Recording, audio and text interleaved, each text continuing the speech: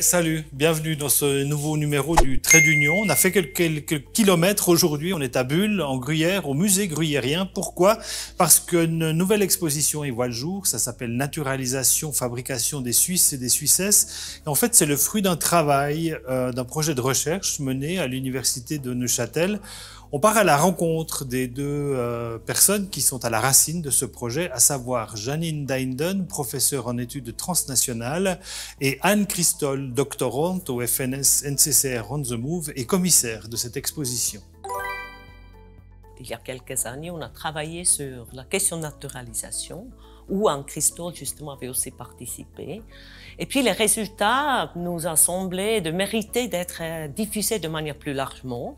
Et puis on a soumis un projet d'exposition de nouveau au Fonds national suisse, qui a un programme particulier qui s'appelle Agora et qui a pour but justement de faire le lien, de faire dialoguer les sciences sociales et la société plus large. Et heureusement, on a eu les fonds et on a aussi pu convaincre le musée ici de collaborer avec nous.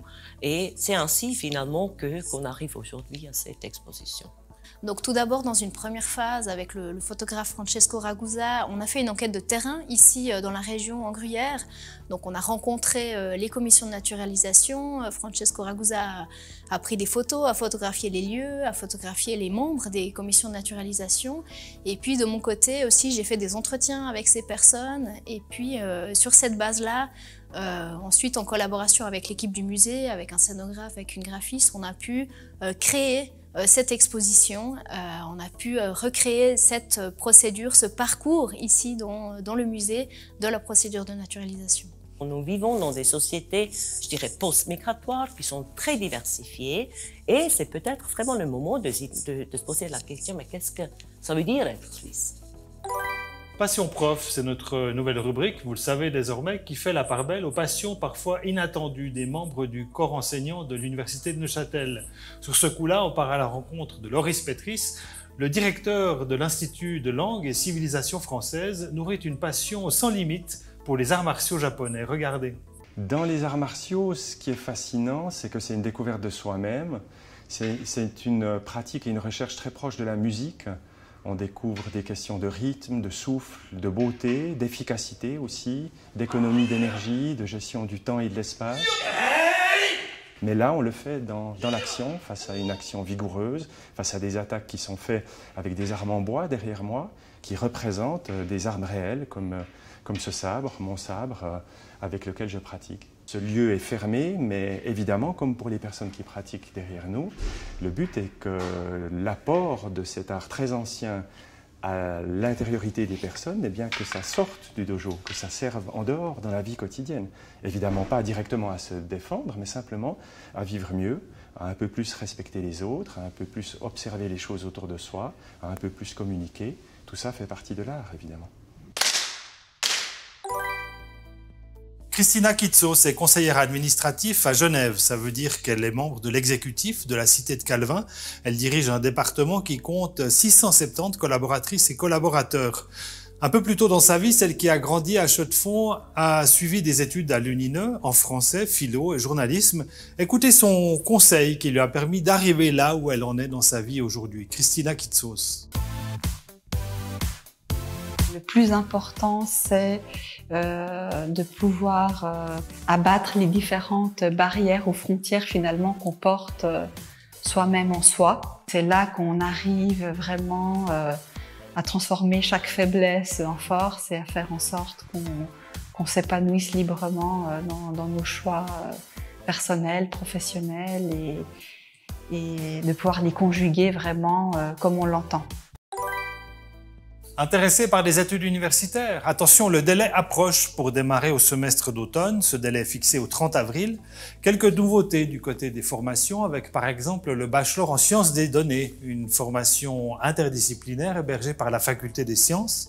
Sinon, à noter aussi du côté du master en géographie humaine, cette nouvelle orientation appelée changement climatique et société.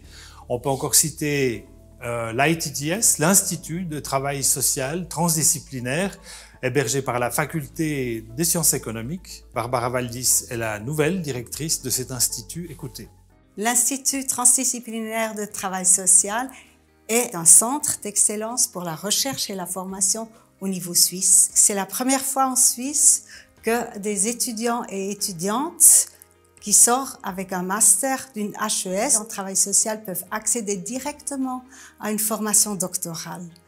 Ensuite, il est unique parce que ça permet aux professeurs des HES de co-diriger des thèses pour un doctorat en travail social. Et il est unique parce qu'il est transdisciplinaire, comme au fond le travail social ou les problèmes sociaux le sont aussi.